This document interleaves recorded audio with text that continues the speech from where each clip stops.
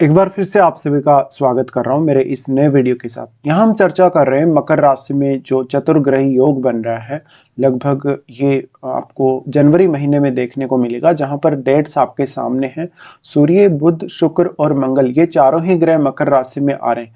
अगर आपका तुला लगन का चार्ट है तो आपके लिए ये 4th हाउस में इनका कंजक्शन बनेगा। तो ये कंजक्शन आपको किस तरीके से देखना है, ये आपको क्या क्या प्रभाव देगा। यहाँ पे सबसे पहले देखा जाए तो आपको शनि को देखना होगा, क्योंकि शनि यहाँ डिस्पोजिटर है और साथ साथ में वो शनि का जो ट्रांजिट है अभी वो है आपके 6th हाउस में। इसके साथ ही यहाँ पर सूर्य, मंगल, शुक्र और बुध, ये आपके चार्ट में अगर देखा जाए सबसे पहले सूर्य को, तो सूर्य लाभ स्थान के स्वामी होकर यहाँ आ रहे, जबकि आपके चार्ट में बुध आपके 9वें और 12वें घर के स्वामी होकर यहाँ आ रहे हैं। शुक्र को अगर देखा जाए तो शुक्र आपके लग्नेशी हैं और शुक्र आपके अष्टम के भी स्वामी हैं। इसके साथ साथ मंगल का जो प्रभाव है, अगर मंगल को देखेंगे तो मंगल सप्तमेश और आपके सेकंड लॉर्ड होकर यहाँ आ रहे हैं। तो मेजरली इसमें भी अगर देखा जाए काफी डीपली, तो सूर्य और मंगल का जो प्रभाव है इन दोनों ही ग्रहों पे, शुक्र और बुध पे सबसे ज्यादा रहने वाला है। मंगल यहाँ उच्च की स्थिति में होंगे और सूर्य के साथ वो बिल्कुल घनिष्ठ है।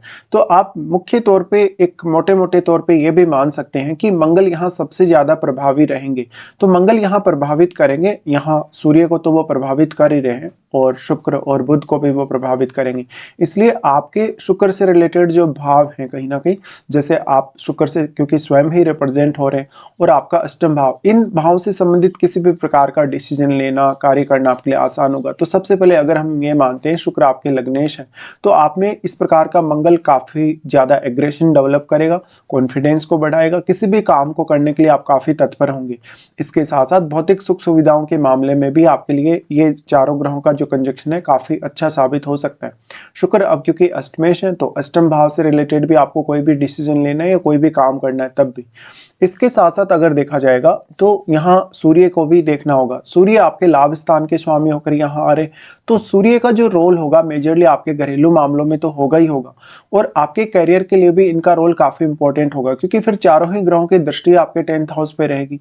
इसके साथ ही अगर बुध को देखते हैं तो बुध आपके 12वें घर के लॉर्ड और आपके 9वें घर के स्वामी होकर यहाँ आ रहे हैं।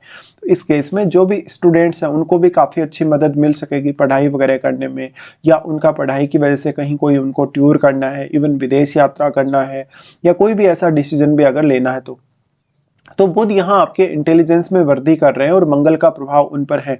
ऐसे में आप जो भी फैसले लेंगे वो त्वरित रूप से ले पाएंगे, आपको कोई भी यहाँ डिले नहीं होगा। इसके साथ ही यहाँ पर अगर देखेंगे शुक्र को, तो शुक्र क्योंकि आपके लिए सबसे ज्यादा इंपॉर्टेंट प्लैनेट है अगर आपके भाव के स्वामित्व के हिसाब से देखा जाए, क्योंकि शुक्र से आप स्वयं रिप्रेजेंट होते हैं इसलिए। इसके साथ साथ अब आपको अपनी महादशा को देखना होगा, आपकी कौन सी इस समय महादशा चल रही है। आपकी जो भी इस समय महादशा चल रही है, अगर इन चारों प्लैनेट्स में से वो दशा है आपकी, तो मुख्य तौर पे उस ग्रह पे आप ज्यादा फोकस करके यहाँ चल सकते हैं। मंगल को हम देखेंगे तो मंगल आपके क्योंकि सप्तमेश भी हैं और वो सेकंड हाउस के लॉर्ड भी हैं, तो आर्थिक लाभ आप समझ सकते हैं, प्रॉपर्टी या घरेलू मामलों में कुछ ऐसा लाभ आप समझ सकते हैं। करियर के लिए तो फिर चारों का ही इंपॉर्टेंस सबसे ज्यादा होगा, क्योंकि इनका सभी का जो एस्पेक्ट है वो आपके 10th हाउस में। इसी तरीके से अगर इनकी दृष्टियों के हिसाब से विचार करें मोटे तौर पे, तो मंगल का सबसे पहले एस्पेक्ट होगा आपके यहाँ सप्तम भाव पे। तो ऐसे में मंगल आपको यहाँ काफी प्रोटेक्ट करेगा, आपका किसी भी प्रकार का कोई बिजनेस है, पार्टनरशिप है अगर, लेकिन जीवन साथी के साथ थोड़ा बहुत मतभेद करवा सकता है, क्योंकि यहाँ पर आपको जीवन साथी से अब अपेक्षाएं काफी ज्यादा होंगी। और अगर आपका किसी और से कोई रिलेशनशिप है, अफेयर वगैरह अगर आपका चल रहा है, तो आप उस पर्सन से काफी ज्यादा अटैच्ड रहेंगे, क्योंकि शुक्र यहाँ मंगल के साथ है और मंगल ही यहाँ उच्च की स्थिति में है स्वयं। अब मंगल जब उच्च की स्थिति में होंगे और अगर अपने नीच के घर पे प्रभाव डाल रहे हैं, तो यहाँ देखिए 10th हाउस में क्या कोई ग्रह आपके बैठा है। जो भी प्लैनेट यहाँ बैठा है, मंगल अगर वो कहीं ना कहीं मंगल के साथ मित्रवत है तो निश्चित तौर पे प्रभाव अच्छा रहेगा आपके लिए और करियर में मंगल आपको मदद करेंगे आगे बढ़ने में। लेकिन मान लो अगर आपका जो चंद्रमा है ऑलरेडी शनि से प्रभावित है, राहु केतु से प्रभावित है, तब आपको यहाँ काफी ज्यादा प्रॉब्लम आ सकती है, स्पेशली अपने बॉस के साथ रिलेशन को लेकर।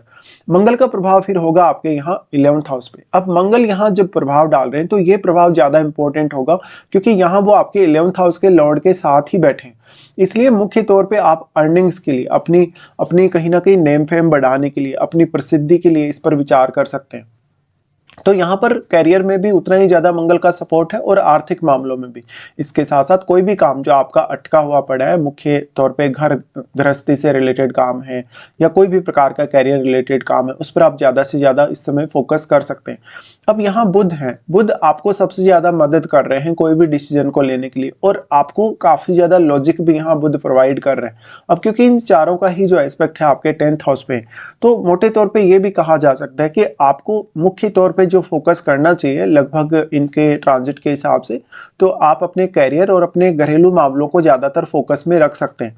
अब क्योंकि 15 तारीख आप एक डेट लेके चल सकते हैं जब से इनका प्रभाव स्टार्ट होगा। वैसे मंगल 16 जनवरी को आ रहे हैं और शुक्र 13 को और बुध भी 17 जनवरी को आ रहे हैं, लेकिन अगर हम एक एग्रीगेट एक डेट लेके चले तो 15 जनवरी की डेट अगर हम लेते हैं तो आपको 15 जनवरी के बाद इनका जो प्रभाव है सबसे ज़्यादा देखने को मिलेगा। यानी लगभग आधे जनवरी के बाद, आधे महीने के बाद, लगभग 15 दिन के लिए, वो भी सबसे ज़्यादा, क्योंकि लगभग 30 जनवरी तक के लिए इन ग्रहों की जो स्थिति रहेगी वो ज़्यादा क्लोज होगी। बाद में क्योंकि इनकी गोचरीय स्थिति में जो इनका भ्रमण काल है उस हिसाब से स्पीड इनकी कम या ज़्यादा है, इसलिए एक दूसरे से ये आगे पीछे हो जाएंगे। लेकिन अभी इस स्थिति में जब वो आ रहे हैं तो 15 तारीख से लेकर लगभग आधे महीने तक के लिए एक सबसे ज़्यादा क्लोज होंगे और सबसे ज़्यादा इफेक्टिव भी होंगे। तो इस हिसाब से आपको विचार करना चाहिए ये जो चतुर्ग्रही योग बन रहा है इसके लिए।